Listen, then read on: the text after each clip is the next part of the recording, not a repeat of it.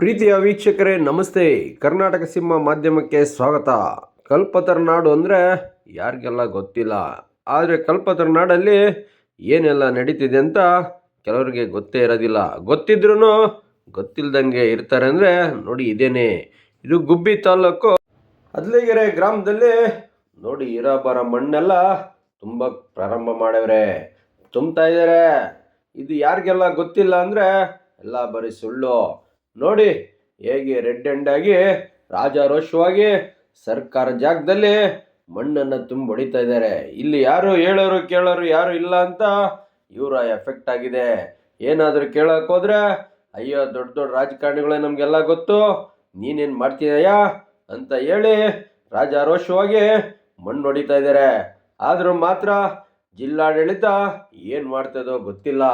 ತಹಸೀಲ್ದಾರರು, ಇದಕ್ಕೆ ಸಂಬಂಧಪಟ್ಟ ಪೊಲೀಸ್ ಇಲಾಖೆ ಏನಾಗ್ತದೋ ಗೊತ್ತಿಲ್ಲ. ನೋಡಿ, ರಾಜಾರೋಷವಾಗಿ ಮಣ್ಣು ಹೊಡಿತಾ ಇದ್ದಾರೆ. ಆದರೂ ಮಾತ್ರ ಯಾರು ಅದ್ರ ಬಗ್ಗೆ ತಲೆ ಕೆಡಿಸ್ಕೊಂಡಿಲ್ಲ. ಗುಬ್ಬಿ ತಾಲೂಕಲ್ಲಿ ಅರಣ್ಯ ಇಲಾಖೆ ಜಾಸ್ತಿ ಇದೆ.